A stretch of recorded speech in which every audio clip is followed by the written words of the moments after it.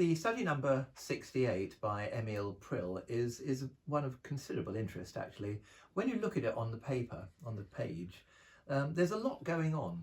And in a sense, it's rather improvisatory in character. You can almost play it once you know what you're doing.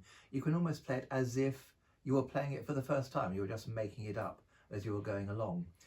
There's just so much in it. It feels like, what shall I do next? Oh yes, I think I'll do this next. It has an improvisatory character.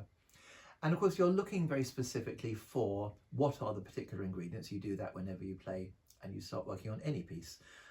Technical, musical, rhythmical, all these are important ingredients that you have to look for, work them through, and of course, once you can do them all, you can play the piece. I just wanted to mention the particular rhythmical detail on this work. Looking at it, how are you going to count it? And I would certainly recommend that you subdivide it and count it in quavers. You don't have to do it in quavers all the time, but looking at line 5, for example, you've got those demi-semiquavers, 4 of those in one beat, and you want to feel how that relates to the overall beat. So choose quite a slow quaver pulse to play this piece. You don't have to do the metronome mark that is marked here. And then feel that gives a unity to the whole performance. And then once you're there, once you've kind of worked all that out, then you can really be, I think, on this particular piece, quite free about the tempo. So there is a certain improvisatory quality.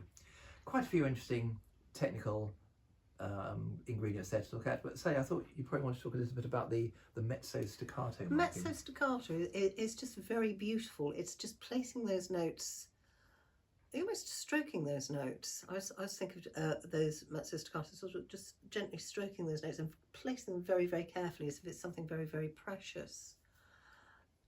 With this piece, you have to go through an awful lot of emotions in this piece. It takes you on a real journey into the sort of the darkness, because D minor is quite a dark, rich key.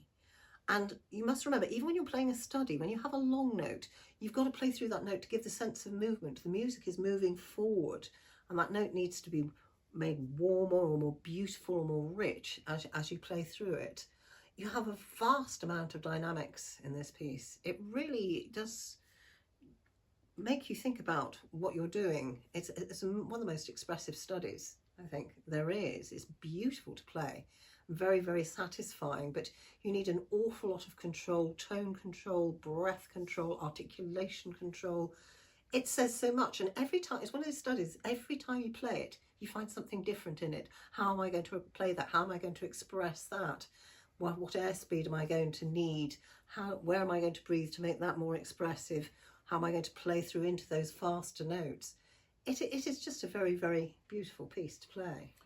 And I think you could feel this is the kind of piece that an examiner will really enjoy listening to you play, because it's not a very short one. It takes a bit of time, but they can just sit back and relax and enjoy what you're going to do with the piece. Like this. It's nice from that point of view.